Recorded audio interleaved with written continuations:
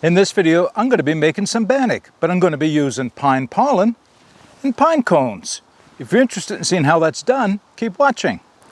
All right, in spite of the lead-in talking about using pine cones, I'm not using this type of pine cone. I will be using a pine cone, which I'll show to you in a minute, but this is the female pine cone of the eastern white pine with the seeds already dropped out of it.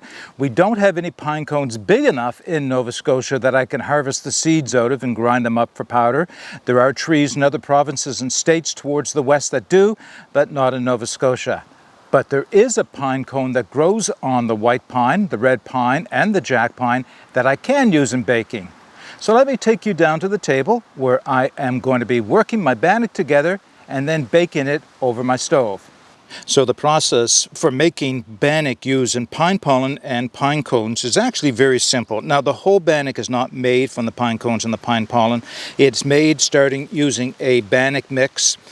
This is my ketogenic bannock mix, which is predominantly almond flour, but any bannock mix can use, any tea biscuit mix can be used for that matter, but this is the one I use. So all the ingredients, the baking powder, the salt, and everything else is already in here. So that'll be the foundation for the bannock. But I will be using some previously collected pine pollen that I have in this little container, and these are the pine cones that I'm talking about. So these are the male pollen cones. These are the ones that as they grow will eventually release all that fine yellow powder into the air that floats through everywhere and gets on cars and everything else in the city. And these are the pollen cones from a red pine that I collected not far from here. Our white pine are not quite ready at that stage, but I'll show you some of this in a little bit more detail.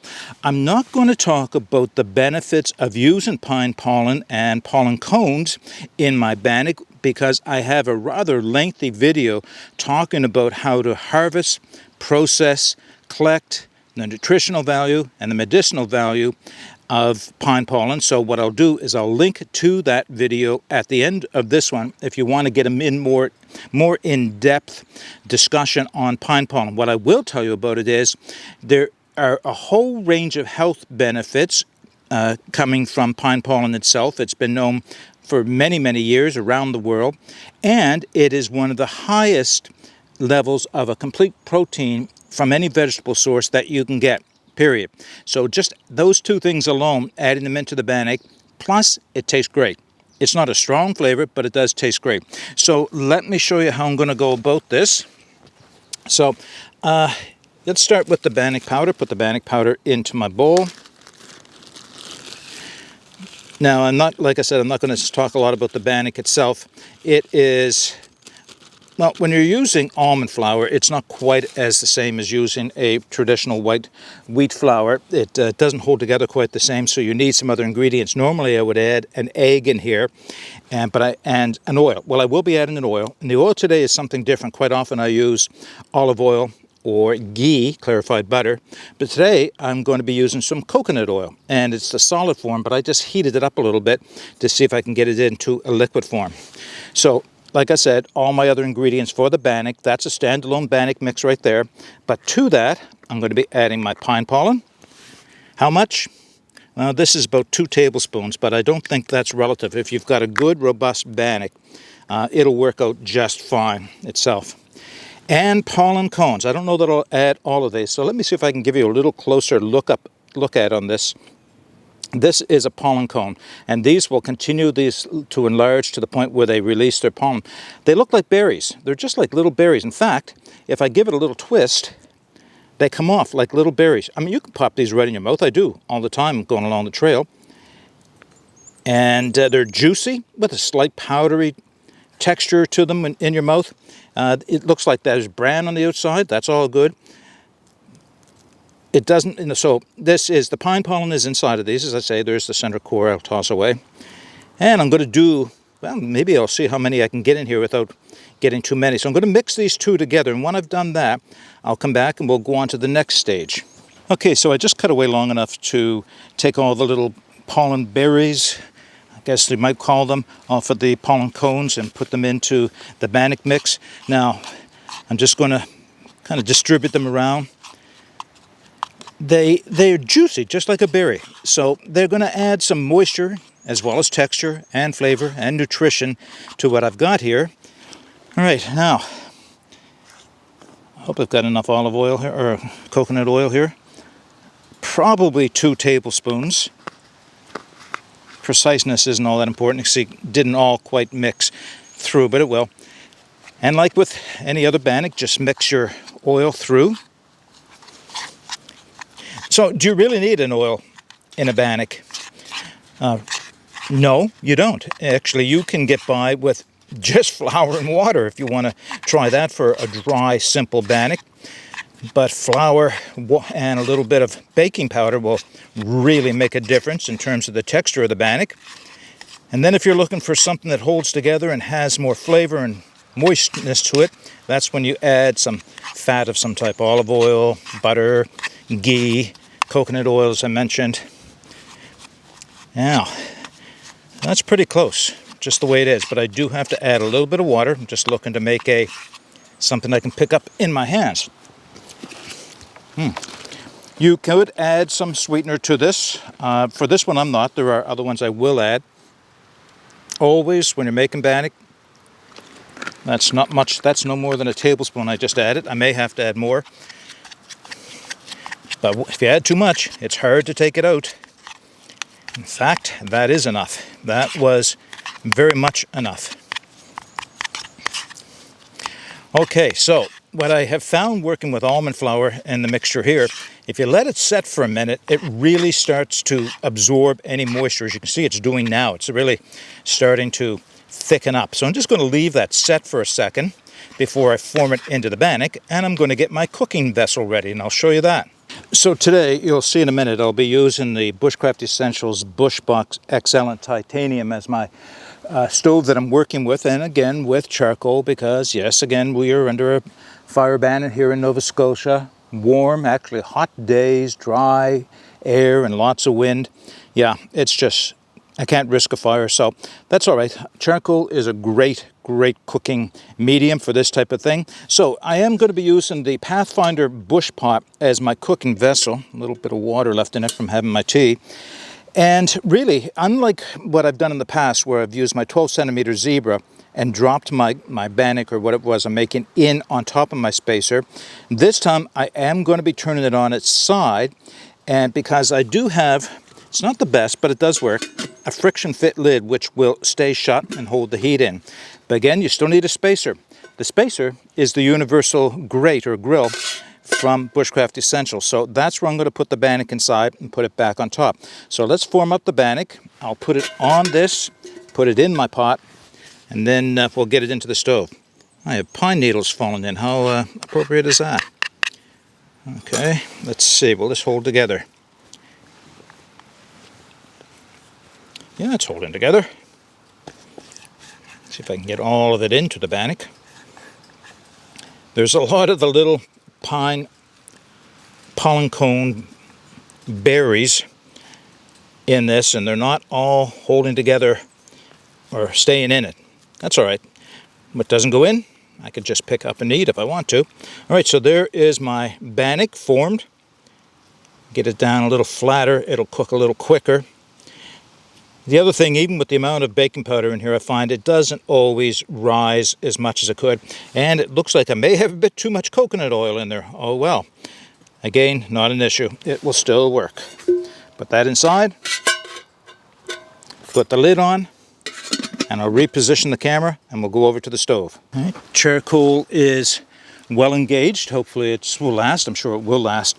You can see I've got the Bushbox XL set up. I have trivets on the outside facing front to back, set in their higher position.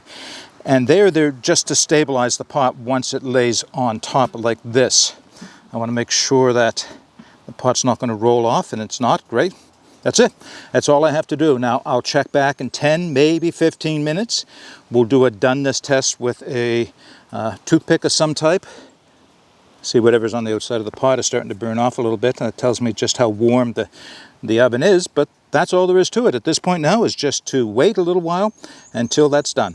Okay, it's been a full 20 minutes. I left it 20 minutes because I don't think there was quite the amount of heat that I would have liked to have had in the stove. It's starting to die down. I added a few pieces of briquettes, which means I have to allow them to reheat up to come back up to heat where I want it. But let's see if it's ready now. I'm also thinking that I may have put in too much coconut oil, which has made it a little greasy, meaning it's going to take a little longer to cook.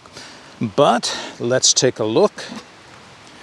Oh, it certainly smells. Oh, you know what? I think we are done. But before I take that all the way out, I'm going to give it a test.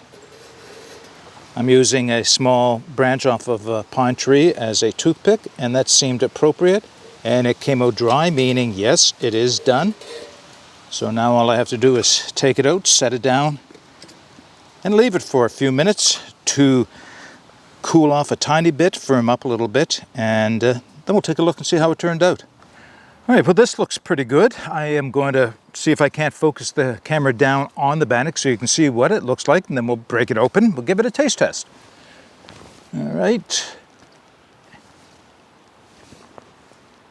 There's always a little bit of a trial and error to find where the focus is on the camera. So, still quite soft. It did not brown a lot on the top, but we'll talk about that in a second. All right, let's give this a taste test and see how it turned open. I guess I better tilt it up a bit more than that.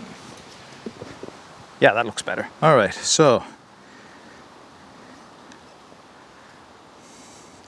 definitely done.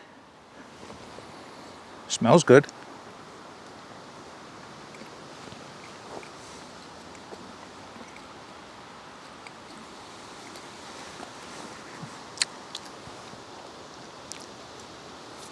Okay, what a wonderful texture. I know I've done this before. This is obviously not the first time I've done this. I had not put that many of the berries in, as well as the pine pollen itself. And I was a little concerned that the berries would cause it to not hold together the way I wanted it to. There's another reason for that I'll mention in a second, but it did. It held together very well. I also wondered at 20 minutes if it was going to be dry. It's anything but dry, and I suspect that has a lot to do with the coconut oil that I mixed through. So, why didn't it rise more than that? And that has a lot to do with the almond flour and the pine pollen mixed together. So, almond flour has no gluten in it, not like a white wheat flour has, so it doesn't form the gluten bonds that quite are associated with a yeast bread and even a good bannock or tea biscuit that allow it to be light and fluffy. You need to add something in it to replace that gluten. Now I add a little bit of psyllium husk in mine, and usually an egg, and there's no egg in this. And those two things together usually help to keep the bannock together and allow it to rise a little bit more. When you add the pine pollen, of course there's no gluten in that, it's just going to make that much less likely to rise. Having said that, it turned out wonderful. Now, the other thing is, I mentioned it didn't brown on top. It did a little, not much. And the reason is, and you saw my setup using the bush pot sideways on top of the Bushcraft Essentials Bush Box XL. The reason it didn't brown is I didn't add any coals to the top or the top side of the pot where the handles were.